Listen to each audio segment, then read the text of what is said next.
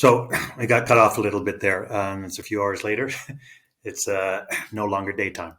But yeah, just to finish up talking about organization. So really, this is um, the planning of the actual activity, taking into account all the information that we've looked at so far and where we're trying to go with it and what we want to do. So this is how we're going to do it, what the actual activity is going to be. And I've outlined that pretty clearly here in terms of the specifics. But basically what this project involves is using both steel and copper and taking household products and causing chemical reactions to occur that either corrode or oxidize the surfaces, and then using that as a base for artwork pieces after that. So then the next thing that we're looking at is in terms of general, a unit or activity plan is it's always a good idea to assess what's the prior knowledge that students have in whatever the targeted learning is that you're looking at. And so in this case, two of the areas would be just trying to find out where they are in terms of chemical products and what their knowledge base is in terms of being able to produce oxidation or corrosion in either of these two metals, and what their understanding is in terms of color theory, particularly associative color, but also transitional color, and then also to try to raise their awareness and to find out where they are in terms of knowledge and also in terms of mentality regarding institutional racism, biasm, exclusion, and a wide range of related issues. And then to be able to really assess and to look at their understanding and their learning, this is where that structure that I showed you earlier comes in terms of them presenting their learning in the targeted standards. And in this case, we're looking at 4 different standards, 2 of them that are from visual arts and 2 of them are from sciences. And so again, that's really the core of standard-based assessment as well, that you're assessing the students' performance and growth and learning in terms of the standards, not in terms of the project itself that they've worked on. So I've at the end here, you guys, I've put in a whole bunch of resources. They're not in any specific order, but there's a lot of value in them, I think. And all of these kind of went into this project and these various images that I've been working on. This is an excellent video called "Color and Storytelling," and it's geared towards filmmakers, but the information in terms of, particularly in terms of associative color, but also transition color, are excellent. So it's about I think about a 15-minute long video. So if you get a chance, I would really highly recommend watching it. Oh, and just some collaborative stuff, talking to the chemistry teachers at school here and other people in terms of what's the chemical, on a very basic level, what's the chemical reactions happening with rust on steel. And here you can see it's iron oxide that's produced from the combination of the iron along with the water and oxygen.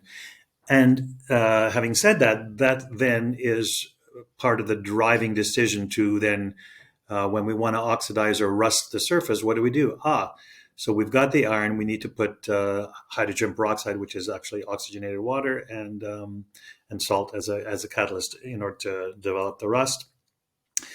Coca-Cola and a lot of soft drinks have a high, a relatively high, but not that high, amount of phosphoric acid in them, which can actually clean the rust off. So it's on a practical basis. If kids are working with steel and it's already got some rust on it, they can remove it just using Coca-Cola.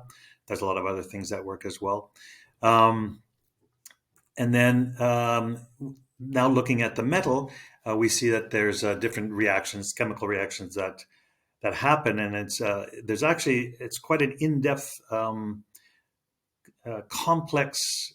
Not to have a pun because complexes are produced, but procedure that happens, and depending on quantities and concentrations, the resulting colors can vary between greens and blues.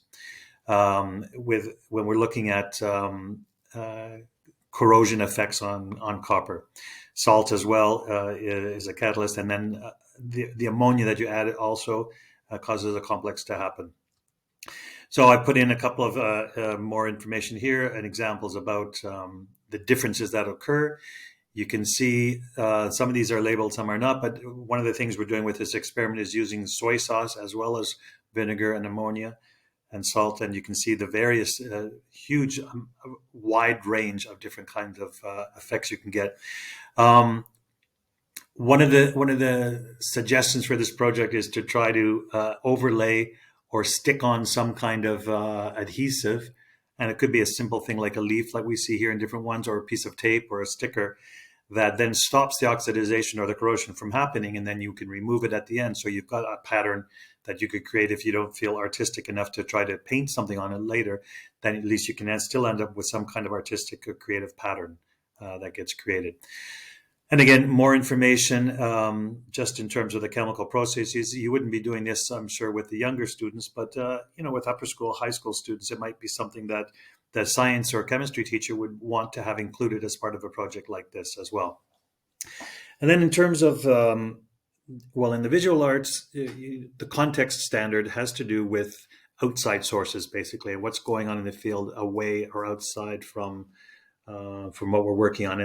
And I put these three here because each of them had a specific influence on this project or has kind of integrated into it in some way.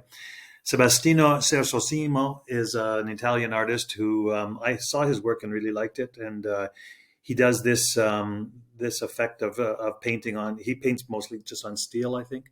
But when I first saw his work, I really liked it. And there was something that kind of struck a chord in me because artistically, we do very similar things. I do a lot of portrait work and kind of realistic rendering, and he does as well. And so I kind of looked and I thought, oh, I could do this. And I really like the effect that he comes. So this is one of the kind of inspiration sources for me. Dairo Vargas is a very good friend of mine. He's a Colombian artist working out of London. And it's not so much only his artwork that I find striking, but he does a lot of work with mental health through art. And he has a foundation that he created called The Art Listens, and really a big part of what he does is try to eliminate the stigma around mental health and around people who struggle with mental health issues.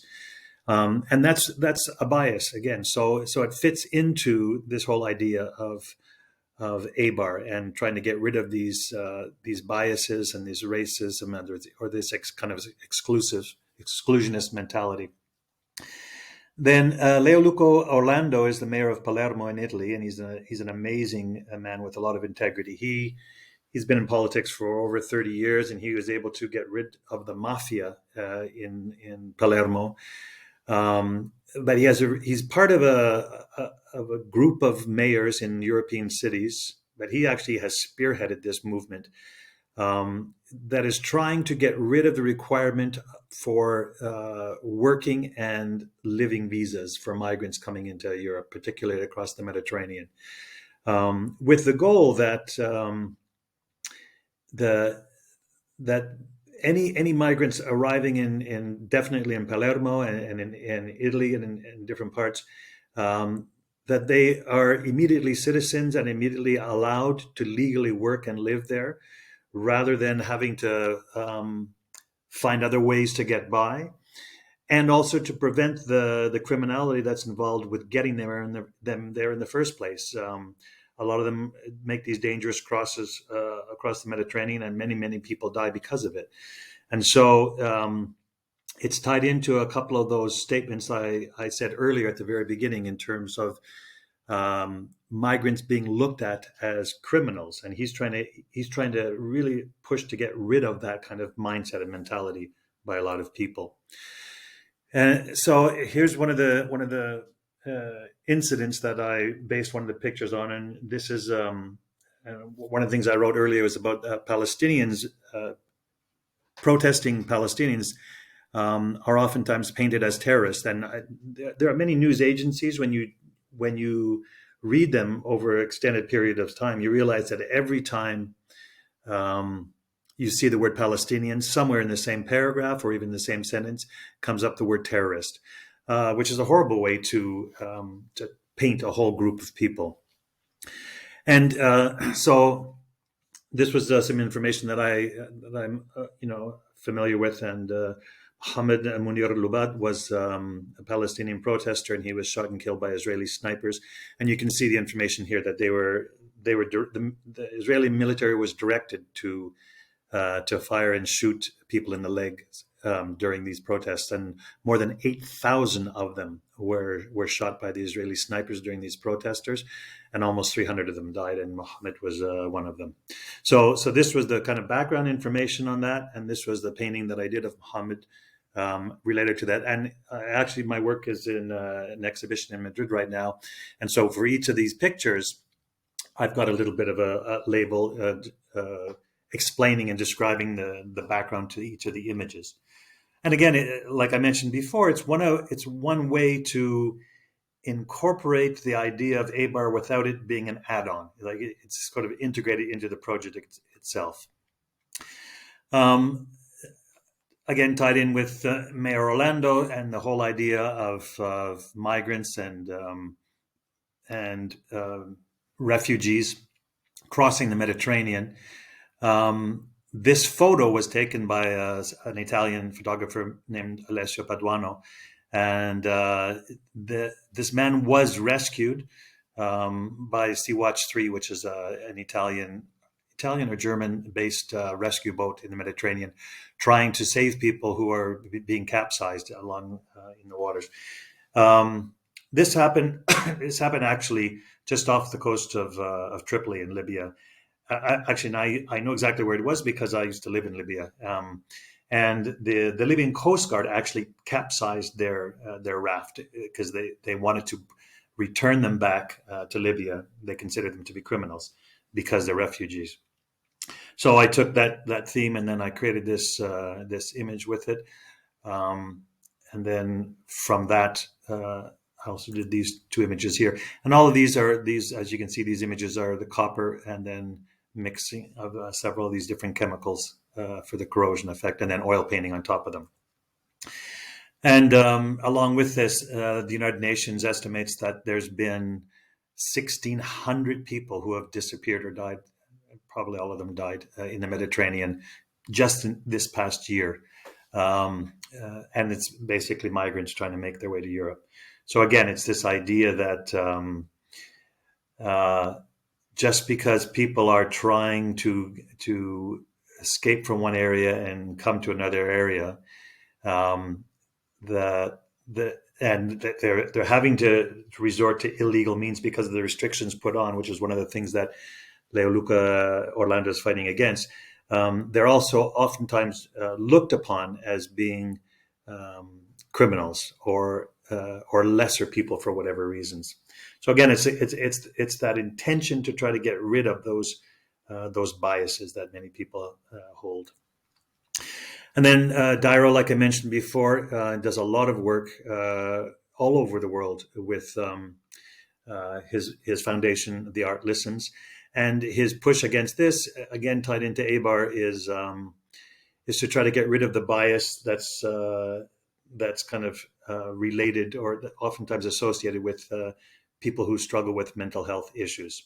So there's an image that I've done of him as well here.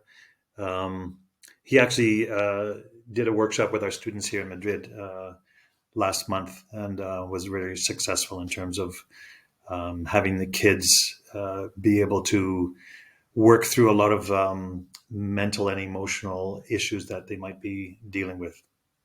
So that's a basic overview of the whole project, you guys. I hope it's been helpful.